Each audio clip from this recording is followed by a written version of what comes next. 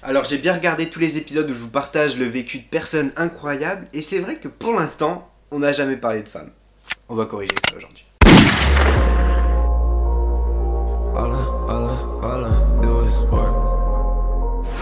Comment ça va Méroninos et Méroninettes? C'est le Vlognin. J'espère que vous êtes en forme, j'espère que vous allez bien. On se retrouve pour un nouvel épisode de To The Top. On part d'en bas, on va arriver en haut. Aujourd'hui les gars, on va parler d'une femme avec un vécu incroyable. Et je fais pas ça pour des histoires de féminisme, je sais pas trop quoi bidon. C'est juste que voilà, je me dis, bah pourquoi pas parler d'une femme pour une fois. On n'a jamais parlé de femme avec un vécu incroyable. Et attendez les gars, parce que là, même ceux qui se disent ouais j'ai pas envie de regarder une vidéo sur une femme, etc.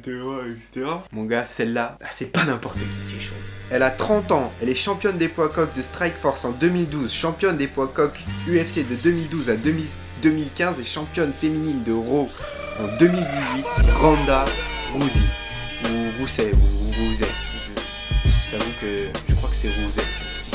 Alors Ronda Rousey, si tu connais pas poto, c'est un monstre de l'UFC. L'UFC c'est du MMA, free fight où ils sont dans une cage, etc. etc.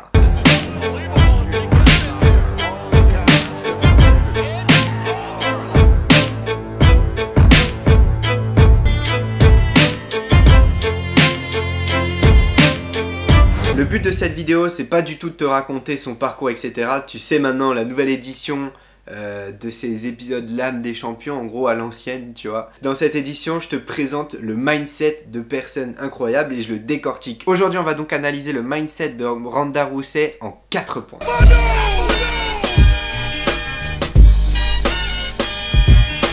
Premier point du mindset de Ronda Rousey, c'est qu'elle crée elle-même ce dont elle a besoin. Je te jure poto, j'ai vu une interview où elle a dit qu'elle avait une ferme elle-même pour subvenir à ses propres besoins. What's this about the Browsey farm? Browsey Acres? Browsey Acres, what is that? That's me and my husband are trying to make our property self-sustaining, and it's an ongoing process. And so right now we got 5 goats, 11 chickens, 4 turkeys, 8 ducks, a steer, that's Kobe. En fait, tout ça, c'est le principe d'autosuffisance. Et si tu réfléchis bien, si tu penses bien, ben en fait, ça, c'est plutôt logique. Le principe, c'est que tu te crées toi-même ce dont tu as besoin pour tes ressources vitales, et du coup, tu peux prendre des risques. Les 3 prochains points sont tous directement liés, et on va directement attaquer le deuxième point.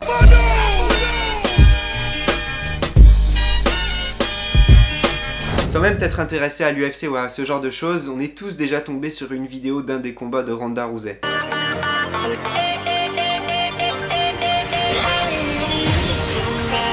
Cette meuf, elle est incroyable.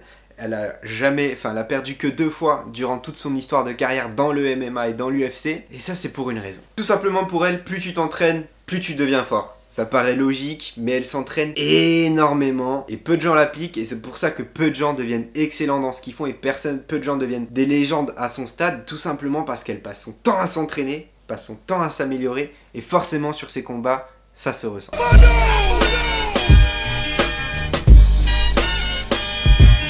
Bien évidemment, elle a aussi trouvé ses points forts, ses points faibles, et ça c'est le point numéro 3. Si tu es capable d'identifier le domaine dans lequel tu es fort, eh ben tu peux devenir exceptionnel. Elle a découvert qu'elle était forte dans le domaine du judo, etc. Au début, elle était spécialisée là-dedans. Ses 3 premiers combats, elle les a gagnés par soumission avec des clés de bras. Et par la suite, elle s'est un petit peu diversifiée sur les coups de poing. Mais sa spécialité, ça reste toujours le judo. Parce que ceux qui regardent l'UFC ou le MMA, ils le savent.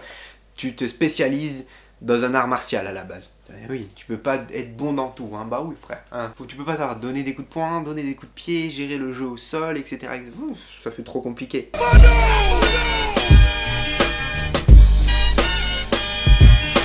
Ce 4e point, il est directement lié au point numéro 3, l'importance du repos. Elle l'a compris et dans une vidéo du UFC ça m'a fait rire parce que l'UFC ils partagent des vlogs sur leurs champions avant qu'ils se battent et ça m'a fait rire parce que dans un de ces vlogs eh ben il jouait à WoW. My off days, I'll play World of Warcraft and drink coffee. En fait elle expliquait que pendant ces jours de repos elle se détendait, elle jouait à World of Warcraft tout simplement parce qu'elle avait compris que se reposer avant un événement important, avant son combat, avant la compétition, c'était hyper important. Du coup, son repos devient une partie intégrante de son entraînement puisque le reste du temps où elle est hors compétition, elle s'entraîne tout le long de la semaine, elle l'a elle-même dit, et après, elle se repose juste avant la compétition histoire d'avoir un corps frais prêt à se combattre et prêt à tout donner, au maximum de ses capacités physiques actuelles. En plus, de fait de se couper de tout comme ça et de se reposer en jouant juste à des jeux vidéo ou faire ce genre de petites occupations, ça lui permet tout simplement de rester très focus sur la compétition et de se concentrer sur son combat à venir. Bon, allez, parce qu'on avait dit qu'on le faisait en 5 points, je te donne un petit 5e point bonus.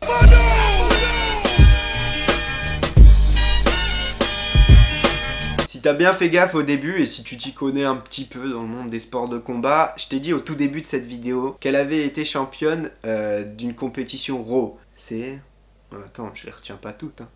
Championne féminine de Raw en 2018, voilà. Sauf que Raw, bah pour si tu t'y connais un petit peu, c'est pas du tout de l'UFC ou du MMA, c'est du catch. Bah oui. Voilà le tout dernier point du mindset de Ronda Rousey. Essayez de nouvelles choses. Elle était au top niveau dans l'UFC, elle était une légende. Elle aurait pu par exemple s'arrêter là, ne rien faire d'autre, arrêter sa carrière parce qu'elle est assez âgée, donc elle peut plus trop continuer de faire de l'UFC. Elle aurait pu arrêter sa carrière, ou alors continuer, être sur le déclin, ou alors s'arrêter et faire 2-3 business, utiliser son image pour continuer de faire de l'argent, ce que font beaucoup de sportifs. Elle a préféré se diversifier, aller dans un nouveau projet qui lui demandait des performances physiques différentes, où elle n'avait pas forcément besoin d'encaisser de réels coups, et du coup elle est partie sur le catch. Comme ça, tranquille. Je veux dire, catcheur ça a quand même rien à voir avec combattant de MMA, on est d'accord. MMA tu mets des grosses patates comme ça.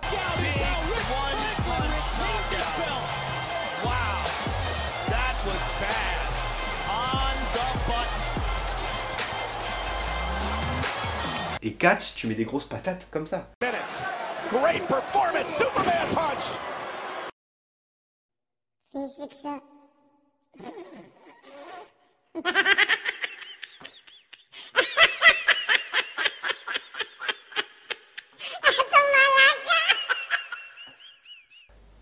C'est pas très gros quand même. Donc voilà les gars, c'est la fin de cet épisode de To The Top. Il aura été très court, mais voilà, j'ai kiffé vous le faire. Je trouve que ça change de vous parler d'une femme déjà, en plus qui faisait du MMA, qui fait des sports de combat, et encore plus, bah voilà, de parler... Non, je sais plus ce que je voulais dire. Ah oui, voilà, je trouvais que ça changeait de vous parler de quelqu'un qui fait pas forcément du business, ou qui est pas un businessman, ou alors qui est pas dans un sport autant mainstream que le football. Enfin, faut dire ce qu'est le football. Tout le monde connaît, tout le monde apprécie plus ou moins, voilà. L'UFC, le MMA, c'est pas pareil quand même. Hein. On se retrouve demain pour un nouvel épisode de To The Top. Poto, si tu fais partie de l'armée des Roninos et des Roninettes, je te demanderai de partager cette vidéo à un maximum de potes. Je suis sûr que ça peut en aider certains. Et dis-moi en commentaire ce que tu as pensé de cette vidéo sur Ronda Rousey, sur son mindset. Et si tu t'y retrouves un petit peu dedans. On se retrouve demain pour un nouvel épisode de To The Top. On part d'en bas, on va arriver en haut.